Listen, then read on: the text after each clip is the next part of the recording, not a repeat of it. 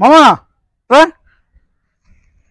ఏం మావా? ఏమో బాగున్నావా? బాగున్నాను మావా. అవును, ఈ మధ్యన ఏంది పెళ్లి గురించి దాని తర్వాత జరిగే పరిణామాల గురించి లెక్చరర్లు ఇస్తున్నావు? అవును మావా, పెళ్లి అనేది మానవ జీవితంలో చాలా ముఖ్యమైన ఘట్టం. అవును, ఇంతకుముందు 18 ఏళ్ళకి 20 ఏళ్ళకి పెళ్లి చేసేసుకునేవాళ్ళు కదా. అవునవును. ఇప్పుడు ఎవడో 30 ఏళ్ళకి తక్కువ చేసుకోవటం పెళ్లి. ఇప్పుడున్న పరిస్థితులు బట్టి 30 ఏళ్ళకి చేసుకోవాల్సి వస్తుంది. ఏం చేస్తాం? 30 ఏళ్ళ తర్వాత చేసుకుంటే ఇంకేముంటది? ఏం ఉండదు ఆడ.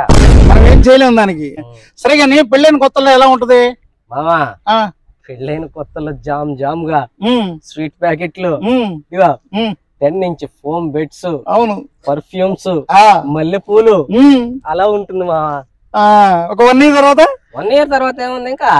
అప్పుడు డైపర్లు, జాన్సన్ బేబీ పౌడర్లు, లోషన్లు.